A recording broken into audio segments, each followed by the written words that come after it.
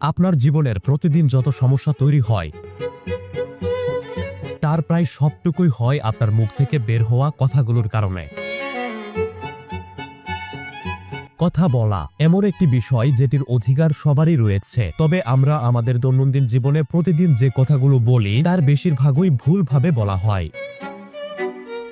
এবং এই ভুল কথাগুলোর কারণেই আপনার প্রতিদিনের জীবনে মুখোমুখি হয় নানান ধরনের সমস্যা। আপনাকে স্বাগত জানাচ্ছি আমি রেদওয়ান আহমেদ ডিপ মাস্টারমাইন্ড ভিডিওর 4 নাম্বার পর্বে। চলুন আজকে সাইকোলজির রিসার্চ থেকে জেনে নেই কথা বলার সময় কোন কোন ভুলগুলো করা যাবে না। ভুল নাম্বার 1, খোঁচা দিয়ে কথা বলা। আমরা সকলেই জানি বাঙালিরা স্বভাবগতভাবেই খুব বেশি টক্সিক হয়ে থাকে। যে কারো সাথে কথা বলার সময় এরা বিভিন্ন ভাবে খোঁচা দিয়ে কথা বলতে বেশি পছন্দ করে থাকে, যার ফলে উক্ত ব্যক্তি তার উপর বিরক্ত হয় এবং নানান সমস্যার উদয় হয়। তাই টক্সিসিটি ছাড়ুন এবং কথা বলার সময় বিনয়ী হন। বিনয় দিয়ে জগৎ বশীভূত করা যায়। ভুল নাম্বার 2, সব কথাই নিজেকে জাহির করার চেষ্টা করা। সাইকোলজির মতে অনেকেই কথা বলার সময় নিজের অর্জন, নিজের গল্প, নিজের প্রশংসা, নিজের অভিজ্ঞতাগুলো বারবার বলতেই বেশি আগ্রহী থাকেন। এতে করে কি হয় জানেন? সামনে থাকা মানুষটা ধীরে ধীরে বিরক্ত হয়ে যায়। তার মনে হয় আপনি আসলে তাকে শুনতে আসেননি, বরং শুধু নিজেকে প্রমাণ করতেই এসেছেন। আসল কথোপকথন তখন হারিয়ে যায় বিরক্তির ভিড়ে। সর্বদা মনে রাখবেন, স্মার্ট মানুষ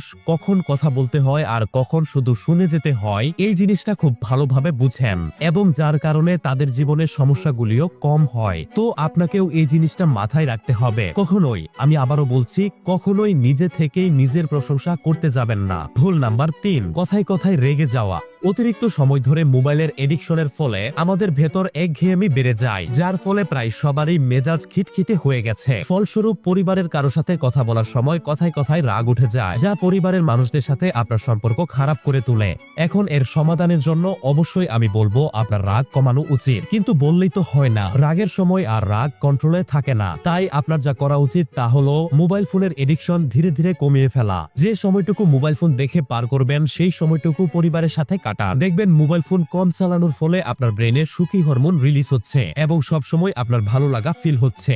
আর কথা বলার সময় হঠাৎ রাগ উঠে গেলে 10 থেকে উল্টো ভাবে গুনতে শুরু করুন, অথবা আয়নার সামনে গিয়ে কয়েক সেকেন্ডের জন্য নিজেকে দেখুন। দেখবেন সাথে সাথেই আপনার রাগ কমে গেছে। পরবর্তী ভুলটিতে যাওয়ার আগে যাদের কাছে মনে হচ্ছে ভিডিওটি খুবই উপকারী তারা লাইক বাটনে চাপুন। ভুল নাম্বার 4, অন্যের কথা মাঝপথে কেটে ফেলা। অনেক সময় আমরা ভাবি ও যা বলছে তা আমি আগেই বুঝে গেছি, তার মানে আমি জিনিসটা ভালো বুঝি।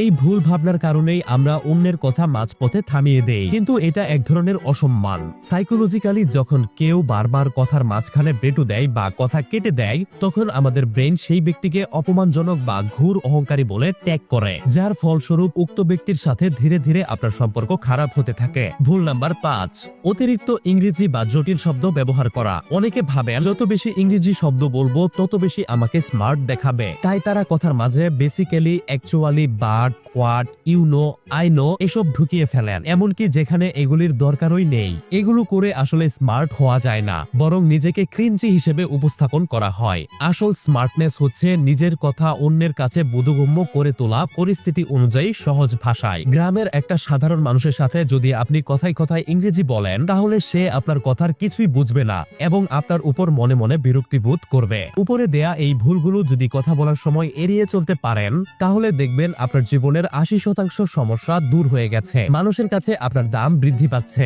মানুষ আপনাকে ভালোবাসা দিচ্ছে। আশা করি ভিডিওটি দেখে কিছুটা হলেও উপকৃত হয়েছেন। ভিডিওটি কেমন লেগেছে কমেন্ট করে জানাতে পারেন, এবং এরকম প্রয়োজনীয় ভিডিওগুলো মিস না করতে অবশ্যই পেজটি ফলো করে রাখতে পারেন। অসংখ্য ধন্যবাদ।